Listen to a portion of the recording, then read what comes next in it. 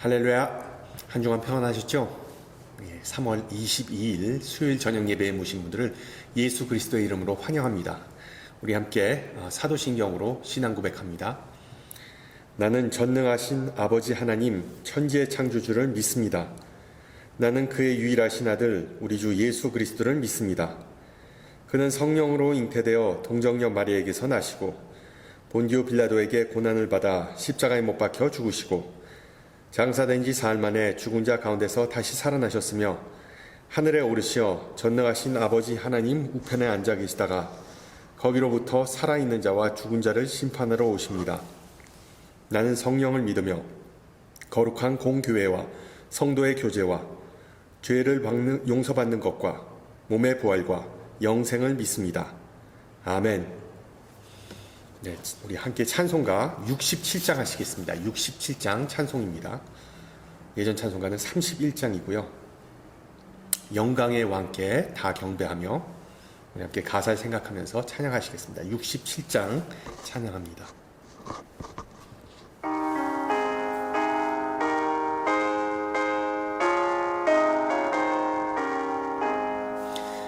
영광의 왕께 다 경배하며 그 크신 사랑을 찬송하라. 옛부터 영원히 참 방패시니 그 영광의 주를 다 찬송하라. 능력과 은혜 다 찬송하라. 그 옷은 햇빛 그 집은 궁창 그 누의 소리로 준호하시고 폭풍의 날개로 달려가신다.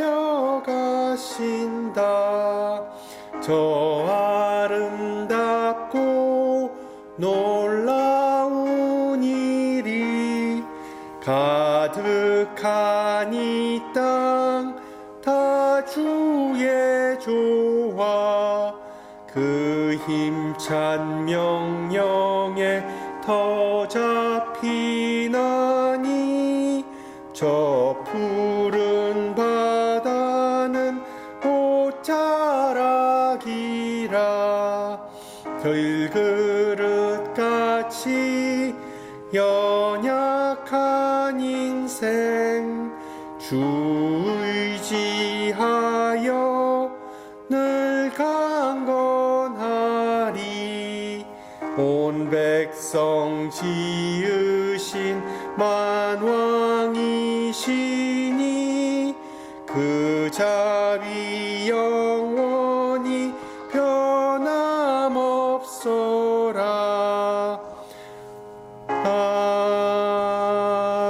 아멘. 할렐루야. 오늘 하나님께서 우리에게 주신 말씀 시편 29편입니다. 시편 29편 말씀. 시편 29편 제가 가진 성경으로 구약 822페이지입니다.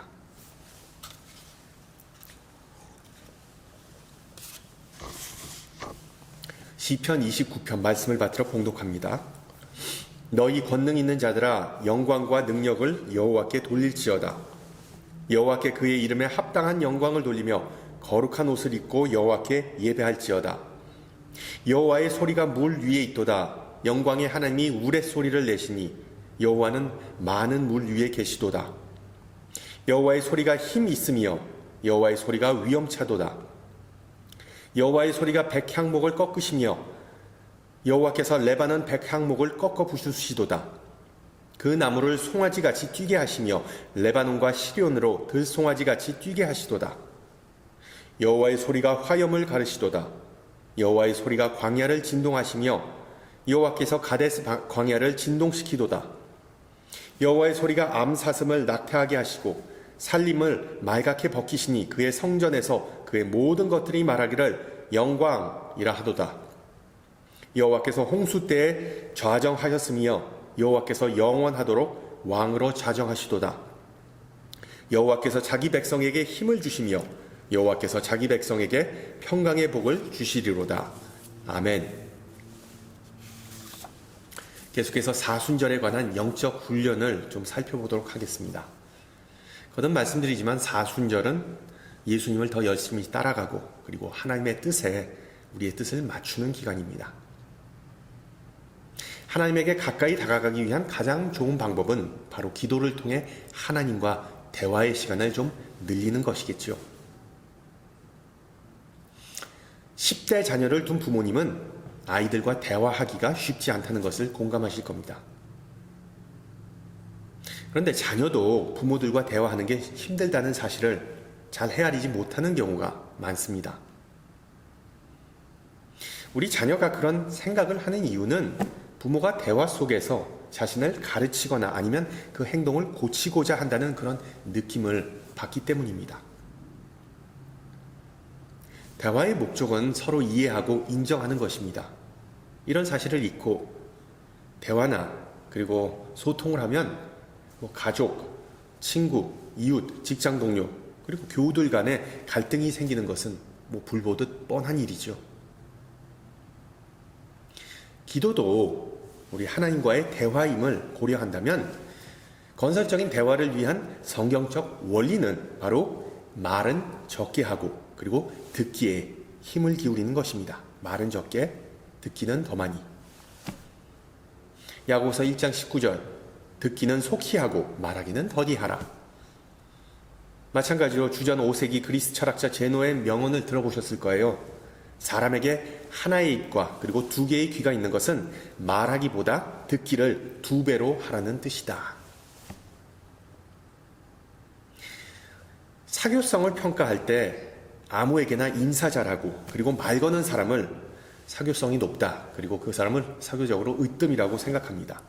그러나 다른 이야기에 이야기를 잘 들어주는 사람을 가리켜 사교성이 좋다고 보통 말하지는 않지요. 어느 연구 결과에 의하면 모든 사람은 하루에 80%의 시간을 어떤 형식으로든 소통을 하면서 사는데 그 시간 중에 9%는 글쓰기, 16%는 읽기, 그리고 30%는 말하기를 포함한답니다. 그리고 45%는 듣는 것으로 시간을 보낸다고 합니다. 보다시피 듣기는 소통의 거의 반을 차지하는 가장 중요한 대화의 기술인데 우리는 듣는 기술이나 능력을 좀 하찮게 여기는 경우가 많이 있습니다. 마찬가지로 경청하는 훈련은 가장 경시되는 영적 훈련 중에 하나입니다. 어렸을 때부터 우리가 많이 들어봤죠. 기도는 결국 일방통행이 아닙니다. 기도는 항상 듣기부터 시작해야 하는데 처음부터 끝까지 기도는 말하기로 끝나는 경우가 대부분입니다. 참 안타까운 현실이죠. 신구약을 통틀어 가장 유명한 기도 중에 하나는 바로 신명기 6장에 나오는 쉐마 기도입니다. 쉐마. 이스라엘아 들으라. 우리 하나님 여호와는 오직 유일한 여호와시니라. 그 기도문의 첫 단어는 히브리어 쉐마, 즉 들으라 또는 순종하라입니다. 하나님과의 소통과 관계에서 사순절은 우리가 하나님의 음성에 더욱 귀를 기울이는 기간입니다. 그리고 당연히 침묵 기도의 위력을 재발견하는 시간이기도 하죠. 이런 기도와 더불어 우리는 성경 읽기를 통해 하나님과 소통할 수 있습니다. 마틴 루터나 윌리엄 틴데일 같은 종교개혁자들 덕분에 지금은 대부분 믿는 가정에 성경책 다 한두 권은 다 있습니다. 그러나 신약 시대만 해도 상황은 전혀 달랐습니다. 예수님의 제자들과 그리고 초대교회 시대에는 27권으로 된 신약이라는 뉴 테스터먼트라는 책이 존재하지 않았습니다. 또한 그들이 가졌던 성경은 오직 구약이었습니다. 그것도 단 한 권의 책으로 된 성경이 아니라 구약의 39권의 두루마리 형식으로 따로따로 존재했습니다. 신약에서 조금 더 시간을 거슬러 올라가면 구약 시대에 살던 사람들 또한 성경을 구경한 적이 거의 없었습니다. 왜? 문맹률이 높았고 일반인이 비싼 두루마리를 소장할 수 있는 여건도 안 됐습니다. 그들이 유일하게 접할 수 있던 성경은 바로 구전, 입을 통하여, 즉 스토리텔링을 통해서였습니다. 물론 이와 같은 성경 읽기 또는 성경 듣기의 단점은 성경을 그 내용을 다 외울 수 있는 기억력이 좋은 사람을 찾기가 쉽지 않았다는 점이죠. 그리고 또한 그런 사람을 찾았다 하더라도 가끔씩 건망증이나 기억이 가물가물할 때가 있었다는 것입니다. 결과적으로 구약시대의 사람들에게는 성경을 접할 기회가 거의 없었습니다. 그러나 그들은 자연을 통해 하나님의 음성을 듣곤 했습니다. 시편 19편, 하늘이 하나님의 영광을 선포하고 궁창이 그의 손으로 하신 일을 나타내는도다.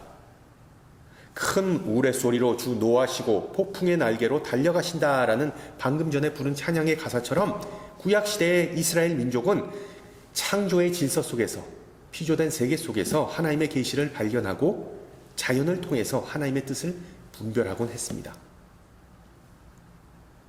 바로 오늘 읽은 본문도 그런 경우인데 다윗은 하나님의 음성이 큰 우레소리, 천둥소리와 같다고 묘사합니다. 그리고 이것은 단지 어떤 은유적인 표현이 절대 아닙니다. 자연 속에서 발견되는 다양한 현상이 바로 하나님께서 말씀하시는 것이라고 믿었고 또한 그렇게 선포합니다. 내용을 한번 보세요. 여호와의 소리가 물 위에 있다. 여호와의 소리가 백향목을 꺾으신다. 하나님이 우레소리를 내신다. 여호와의 소리가 광야를 진동한다. 아마 지진을 의미하는 것이겠죠, 여기는. 또한 마지막으로 여호와께서 레바논의 백향목을 꺾어 부수시고 그리고 그러니까 숲을 말갛게 벗기신다. 아마 우박이 그 숲과 나무를 파괴하는 그런 장면을 가리킨 것 같습니다. 그리고 이런 장면을 목격한 이스라엘 백성의 반응을 오늘 시편 29편 9절에서 보세요. 그들은 이렇게 소리칩니다. 영광! 지난 겨울 그리고 최근까지도 우리가 사는 이 캘리포니아주는 폭우 때문에 막대한 피해를 당했습니다. 거센 바람과 홍수를 보고 할렐루야라고 외치는 사람 찾아보기 힘듭니다. 물론 우리가 사는 시대와 구약 시대는 상황이 달랐습니다. 즉 다윗은 어떤 자연적인 현상 또는 자연 재해를 보면서 날씨가 좋다, 나쁘다, 무섭다, 좋다 그런 것을 거론하는 것이 아닙니다. 다윗 왕의 의도는 이스라엘의 야훼 하나님을 가나안의 그 천둥의 신 바알보다 훨씬 더 강력한 존재로 묘사하는 것입니다. 즉 다윗은 단순히 어떤 일기예보가 아니라 신학 얘기를 하는 겁니다. 신학 얘기. 자연재해가 일어나면 이방신을 섬기는 이스라엘 이웃들은 우상숭배를 위해 지어진 high places, 즉 산당과 같은 높은 곳으로 피신해 올라갔습니다. 반면에 이스라엘 백성은 예루살렘 성전에 올라가서 한 목소리로 하나님께 영광으로 찬양했다고 다윗은 기록하는 것입니다. 짐작컨대 시편 29편은 아마 유대교 중요한 절기에 예루살렘 성정에서 이렇게 낭독되거나 아니면 노래로 찬양으로 불린 것으로 보입니다. 시편이 거의 그렇죠. 시니까 노래로 불렸을 가능성이 아주 큽니다. 따라서 오늘 본문에서 말하는 하나님의 목소리 또는 음성은 방금 전에 말씀드렸듯이 문자적으로 자연재해를 가리키기도 합니다. 그러나 또한 상징적으로 은유적으로 선포된 하나님의 말씀, 성전 예배에서 선포된 하나님의 말씀을 가리키기도 하는 것이죠. 그리고 여기서 말하는 하나님의 말씀은 그 예배 중에 두루마리에 기록된 그 하나님의 말씀을 제사장들이 낭독했던 것뿐만 아니라 제사장을 통해 선포된 축복의 기도, 축도, 또한 레위인들의 그 찬양과 그리고 또한 연주를 통해 불려진 말씀을 다 포함합니다. 그런 다양한 종류의 말씀을 들은 회중은 할렐루야라고 회답한 것이죠. 그러나 어떤 분은 이렇게 생각하실 겁니다. 오케이, 다윗이 말하는 하나님의 음성이란 자연적인 현상뿐만 아니라 하나님의 말씀, 하나님의 선포된 말씀이란 것은 아는데, 문제는 왜 내 귀에 그 말씀이 잘 들어오지 않는 걸까? 왜 나는 살면서 하나님의 목소리를 듣고 산다는 그런 느낌이 안 드는 것일까? 왜 그런 목소리가 정확히 들리지 않는 것일까? 라고 반문하실 거예요. 물론 우리 귀에 하나님의 음성이 들리지 않는다고 하나님께서 우리에게 말씀하시지 않는다는 의미는 결코 아닙니다. 인간이 하나님의 목소리를 듣지 못하는 여러 가지 이유가 있습니다. 우리가 사는 세상 한번 살펴보세요. 수많은 거짓, 혼란, 절망이 가득하기에 이 세상 속에서 하나님을 파악하기가, 하나님의 음성을 듣기가 쉽지 않습니다. 마찬가지로 우리가 사는 이 현대 문명 속에 깊이 파고든 공학, 영어로 테크놀로지도 방해물 중에 하나입니다. 너무나 자명한 사실이지만 우리는 그것을 모를 때가 많죠. 예를 들어 밤 늦게까지 스마트폰이나 태블릿을 들여다보고 잠듭니다. 그리고 아침에 깨어나자마자 또 스마트폰을 짚고서는 스마트폰을 들여다봅니다. 날씨가 어떤지, 무슨 뉴스가 있는지. 오죽했으면 많은 교회가 사순절 동안 스크린 타임을 좀 줄이거나 아예 없애자는 훈련을 제안하겠습니까? 그러나 이런 외부적인 요인 말고도 우리가 하나님의 음성을 듣지 못하게 하는 내부적인 요인이 존재합니다. 동방정교회에서 전해져 내려온 예화인데, 어느 수도사가 이 당나귀를 타고 마을에 들어갔습니다. 그리고 마을에 들어가서 계속해서 무언가를 찾는 그런 모습을 보였답니다. 그 모습을 본 마을 동네 사람들은 의문을 느끼고 도대체 뭘 찾느냐고 물었고, 나는 당나귀를 찾고 있습니다 라는 수도사의 말을 들은 그 동네 사람들은 한바탕 크게 웃었습니다. 그리고 이 수도사는 당나귀를 타고 또 다른 동네에 가서도 같은 질문, 내 당나귀 본 사람 없소? 라고 물었고, 그 동네 사람들도 다 빵 터졌습니다. 그러자 어떤 사람이 수도사에게 이렇게 말했답니다. 이보시오, 당신 정신이 있소? 지금 당나귀 등에 타고 있으면서 어떻게 당나귀를 찾을 수 있단 말이오? 그러자 수도사는 이렇게 대답했답니다. 하나님을 찾는 당신들의 모습도 이와 다를 바가 없습니다.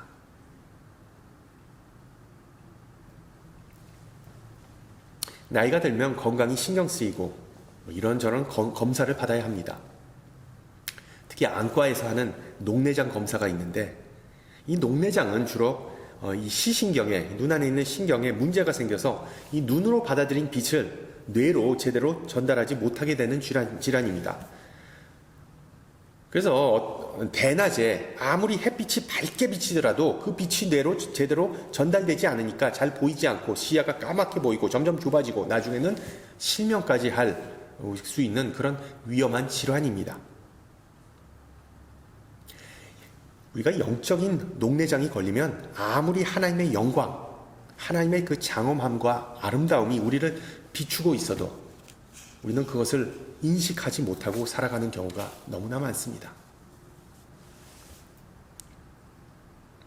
몇 주 전에 아담과 하와의 이야기를 나누면서 최초의 인간은 하나님의 음성을 듣고 하나님의 모습을 눈으로 볼 수 있는 능력이 주어진 채로 피조됐음을 우리가 배웠습니다. 그러나 또한 죄와 불순종 때문에 인간은 그런 능력, 그런 자질을 상실하게 됐습니다. 그런 에덴 동산의 사건이 있었던 후에 인간은 이 영적인 시각 장애 또는 영적 청각 장애를 안고 살아가야만 합니다. 그것이 바로 우리의 인간적인 조건입니다. 방금 전에 당나귀를 타고 가는 수도사를 비웃은 마을 사람들처럼 안경을 끼고도 내 안경 어딨나, 안경을 어디에 놨는지 찾는 사람과 같은 삶을 살아가는 것이죠. 결과적으로 인간은 죄 때문에 하나님의 영광을 보지 못하고 그 음성을 듣지도 못합니다. 기본적으로 우리에게 이런 영적 장애가 있기 때문에 하나님에게 도통 집중하지 못하는 것이죠. 이 때문에 하나님은 우리에게 예수님을 보내어 하나님과 직접 대면할 기회를 제공해 주셨습니다. 바로 코앞에서 예수님을 보면 우리가 하나님과 대화할 수 있지 않습니까? 예수님을 통해 하나님은 우리와 직접 대화하시고자 하는 그 마음을 드러내셨습니다. 그리고 그 하나님은 지금도 여러분이 그 목소리를 듣기를 애타게 원하십니다. 믿으십니까?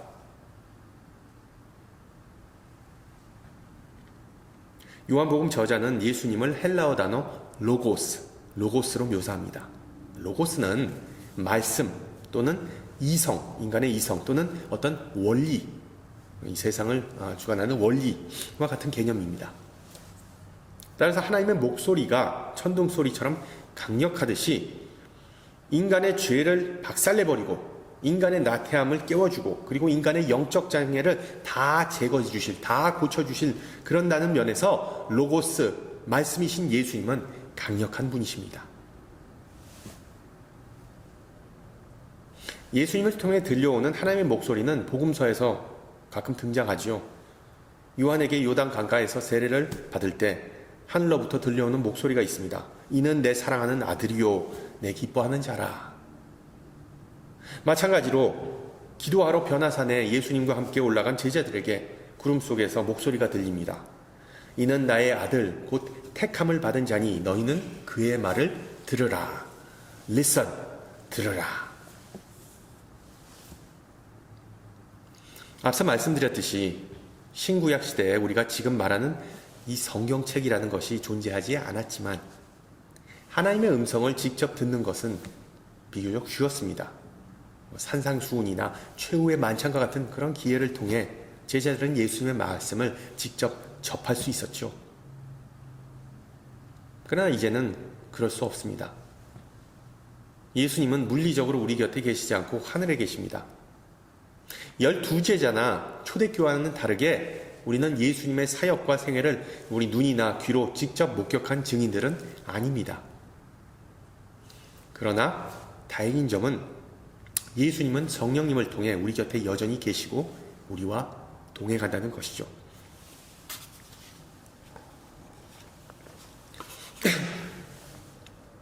물론 다 장단점이 있습니다. 단점은 그 성령님의 목소리를 이 세상 수많은 사람의 목소리 가운데서 구분하기가 쉽지 않다는 것입니다.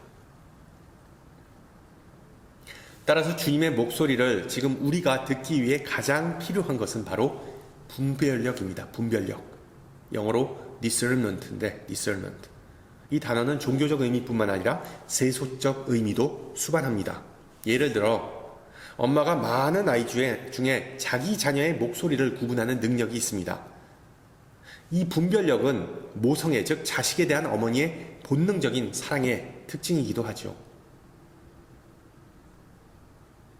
실제로 현재 사회를 살아가는 우리 신앙인들에게 영적 분별력, 그러니까 하나님을 사랑하는 마음에서 우러나오는 그 능력, 정말 요구되는 능력 중에 하나입니다.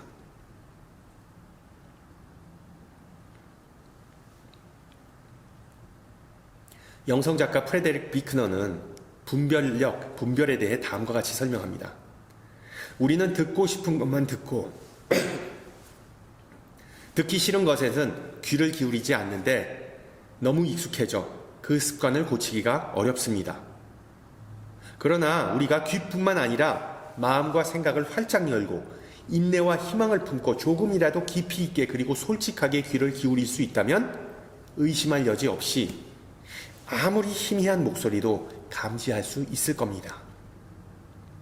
예수님은 참으로 우리에게 말씀하고 계시며 그 내용이 무슨 뜻인지 잘 이해하지 못할지라도 우리 각자에게 하신 그 말씀은 언젠가는 명백해지고 말로 다 할 수 없이 소중한 것임을 깨닫게 될 것입니다. 모세의 생애에서 전환점, 터닝 포인트는 바로 호렙산에서 하나님을 만난 사건입니다. 모세에게 주어진 가장 분명한 어떤 상징, 징표는 다름 아닌 불타는 떨기나무였습니다. 물론 나중에 더 많은 표적을 받게 되죠. 그 지팡이, 그리고 또 불기둥과 구름기둥, 홍해가 갈라지는 사건, 만나와 메추라기, 그리고 반석에서 물이 흘러나오는 사건 등등. 이와 같이 우리도 모세처럼 하나님으로부터 좀 직접적인 사인을 좀 받으면 얼마나 좋겠습니까? 하나님께서 우리의 이름을 명확하게 직접 부르시고 어디로 가라 말씀해 주시고 가르쳐 주신다면 정말 더할 나위 없이 좋겠죠. 근데 여러분 모세의 사례를 한번 보세요. 모세가 비록 하나님을 직접 만나고 하나님의 음성을 직접 듣고 수많은 표적을 받았지만 그는 두려워했습니다. 의심했습니다. 바로를 만나지 않고자 했습니다. 그냥 목자라는 자신의 일상을 고집했죠. 자신은 하나님의 메시지를 감당할 수 없다고 주장하였습니다. 쉽게 말하면 모세는 하나님의 음성을 한 귀로 들었지만 다른 귀로 흘려버렸습니다. 하나님의 음성은 귀로 듣는 것이 아니죠. 하나님의 음성은 우리 마음 깊은 곳에서 느껴지는 울림을 통해서 들을 수 있습니다. 즉 하나님께서 성령을 통해 우리를 감동하실 때 비로소 우리의 영적 청력이, 영적 분별력이 그 기능을 발휘하게 되는 것입니다. 물론 마음을 울리는 소리라고 해서 다 하나님에게서 온 것은 아니죠. 소설을 읽거나 아니면 TV 드라마를 보고 큰 감동을 받을 수 있습니다. 또한 자신이 무의식적으로 바라는 것 아니면 악한 영의 유혹도 마음 깊은 곳에서 들려오는 소리와 가끔 혼동될 때가 있습니다. 그렇다면 우리가 성령의 소리를 분별하는 몇 가지의 기준이 반드시 필요하겠죠. 여러분 먼저 이런 질문을 한번 자신에게 해보세요. 성경의 내용과 일치하는가? 성경의 내용과 일치하는가? 성서 해석의 가장 오래된 방법 중에 하나는 성경을 성경으로 해석하는 것입니다. 혹시 여러분께서 말씀을 보다가 한 구절이 눈에 확 띄면 하나님께서 나에게 말씀하시는구나 라고 생각할 수 있겠죠. 그러나 그 즉시 성경의 다른 곳에 나오는 내용과 조화를 이루는지 한번 점검해 볼 필요가 있습니다. 가장 쉬운 방법은 바로 love test, 사랑의 시험입니다. 즉 내가 지금 읽은 구절이 하나님의 사랑이라는 그 큰 틀, 그 큰 그림에 들어맞는가? 더 나아가서 복음 전파와 교회를 세우는 하나님의 사역, 하나님의 계획과 일치하는지를 반드시 짚고 넘어가야 합니다.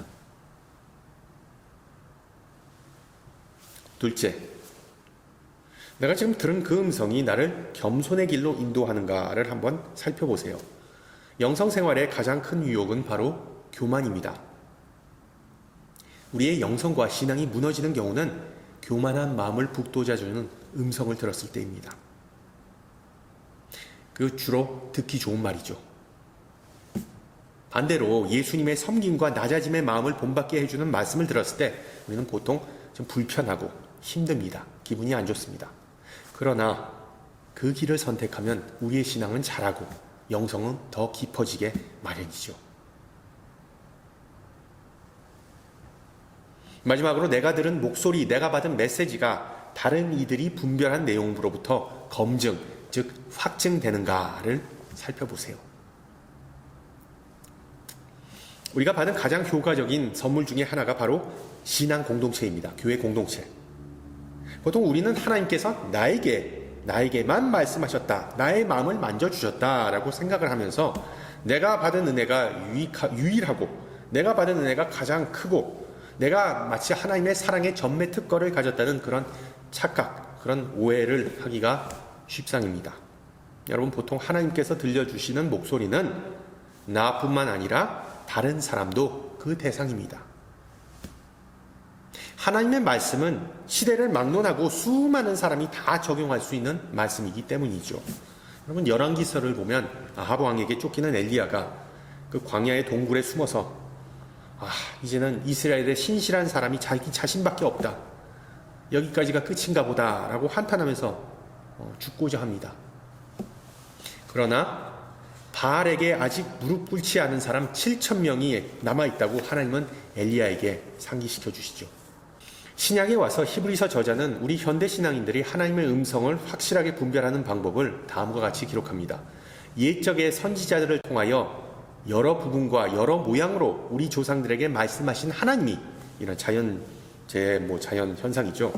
이 모든 날, 즉 신약시대 마지막에는 아들을 통하여 우리에게 말씀하셨으니 이 아들을 만유의 상속자로 세우시고 또 그로 말미암아 모든 세계를 지으셨느니라.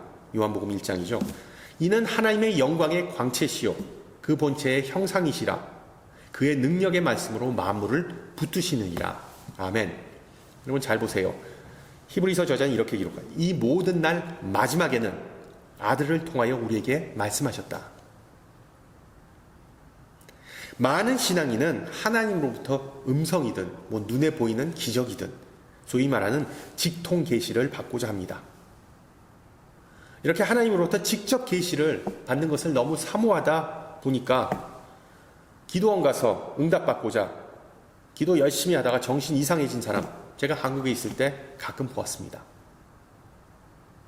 많은 신앙인은 어떤 신비적 체험을 통해 신앙의 확증을 받기를 원합니다. 그러나 그것보다는 훨씬 더 쉽고 단순한 방법으로 하나님의 목소리를 들을 수 있다는 사실을 잊지 마세요. 바로 하나님의 생명의 말씀이신 예수 그리스도와의 개인적인 관계를 맺는 것이 바로 그것입니다. 십자가 위에서 예수님은 모든 것을 다 이루셨기에 이제 하나님은 다시는 다윗이 고백하듯 백향목을 부수거나 숲을 완전히 싹 다 밀어버리실 필요가 없습니다. 우리의 시선을 오직 예수님에게 십자가로 향하게 하시는 그것만으로 충분합니다. 예수님은 어떤 자연재해와 같이 큰 소음이나 장엄한 모습 그런 것을 보여주지 않습니다. 그것과는 다르게 어느 고요한 밤에 Silent Night, Holy Night, 고요한 밤, 거룩한 밤에 이 땅에 오셨습니다. 그리고 부활의 새벽에 아무도 모르게 조용히 죽은 자들 가운데서 다시 살아나셨습니다. 왜? 바로 우리를 구원하시기 위하여 조용히 역사하셨던 것이죠. 그렇습니다. 구원은 결코 소란스럽고 화려한 것이 아니라 조용히 이루어집니다. 마찬가지로 우리 하나님의 음성은 고요함 가운데, 우리의 침묵 가운데서 더 또렷하게 들리는 법입니다. 하나님께서 지금도 우리에게 주시는 메시지는 바로 우리 예수님을 통해 우리에게 말씀하신다는 것입니다. 성도 여러분, 우리가 그 음성을 듣고 그 말씀을 경청할 때 우리가 예배하고 섬기는 하나님의 능력과 위용을 다시 볼 수 있습니다. 또한 우리가 그 사실을 확신할 때 인생의 그 어떤 위기가 닥쳐오더라도 하늘의 힘과 능력이 넉넉하게 주어질 것입니다. 이 약속을 믿고 늘 승리하시기를 축원합니다. 함께 기도합니다. 천지를 만드시고 주관하시는 하나님 아버지, 오늘 저녁 시편을 통해 우리에게 말씀하시는 감사합니다. 살아계신 하나님은 선지자와 예수님을 통하여 말씀하셨고 또한 지금도 성령님을 통하여 우리에게 말씀하심을 배웠습니다. 하나님의 음성, 주님의 말씀은 그 어느 것보다 능력 있고 생명력 있음을 고백합니다. 말씀으로 어둠을 물리치고 빛이 있게 하셨고, 말씀으로 물과 땅을 가르시고, 말씀으로 이 땅 위에 새 생명을 주셨고, 그 생명의 말씀이 지금도 이 우주 가운데서 또 새로운 생명과 새 소망을 우리에게 선사하고 있음을 감사드립니다. 사랑의 하나님, 이 시끄럽고 복잡한 세상 속에서 주님의 음성을 분별하기를 간구합니다. 식상한 일상과 빈약한 상상력으로부터 우리를 하루속히 해방해 주셔서 성경이나 기도뿐만 아니라 아이들의 울음 가운데, 병든 자의 속삭임 가운데, 심지어 가난한 자의 애통 가운데 주님의 음성을 듣게 하옵소서. 그뿐만 아니라 우리의 삶과 이 세상 속에서 주님의 음성을 늘 구하고 듣고 응답할 수 있기를 기도합니다. 은혜의 주님, 고난과 역경에 처한 주님의 자녀들이 말씀과 성령을 힘입어 믿음과 인내와 신실함으로써 강건하기를 기도합니다. 특히 우리 가운데 육신의 질병 때문에 고통과 고독함 가운데 있는 이들을 찾아주시어 그들을 어루만져 주시고 격려해 주시기를 기도합니다. 또한 자연재해 때문에 삶의 터전을 잃고 절망 가운데 있는 백성을 기억하시고 그들에게 은혜를 베푸시기를 기도합니다. 또한 폭력과 전쟁이 끊이지 않는 우크라이나 민족을 기억하시고 신속히 평화와 안정이 회복되고 고통받고 절규하는 이에게 주님의 보호와 위로가 함께하기를 기도합니다. 특히 우리의 마음을 사랑으로 채우사 희망을 잃은 이들을 위해 베풀고 쉬지 않고 기도할 수 있게 하옵소서. 우리는 하나님 나라의 백성이자 창문이오니 우리를 통해 주님의 은혜와 사랑이 이 세상에 아낌없이 전파되게 하옵소서. 함께 주님 가르쳐 준 기도합니다. 하늘에 계신 우리 아버지, 아버지의 이름을 거룩하게 하시며 아버지의 나라가 오게 하시며 아버지의 뜻이 하늘에서와 같이 땅에서 이루어지게 하소서. 오늘 우리에게 일용할 양식을 주시고 우리가 우리에게 잘못한 사람을 용서하여 준 것 같이 우리 죄를 용서하여 주시고 우리를 시험에 빠지지 않게 하시고 악에서 구하소서. 나라와 권능과 영광이 영원히 아버지의 것입니다. 아멘. 네, 예배를 마쳤습니다. 바로 어제가 3월 21일이 봄을 알리는 시작이었습니다. 공식적으로 봄이 시작한 날이었습니다. 그리고 또한 지난주부터가 사순절 넷째 주였죠. 거의 우리 사순절 여정도 반 넘게 했습니다. 마무리 잘 지으시고요. 그리고 또한 항상 강건하세요. 저는 다음 주 이 시간에 뵙겠습니다. 샬롬.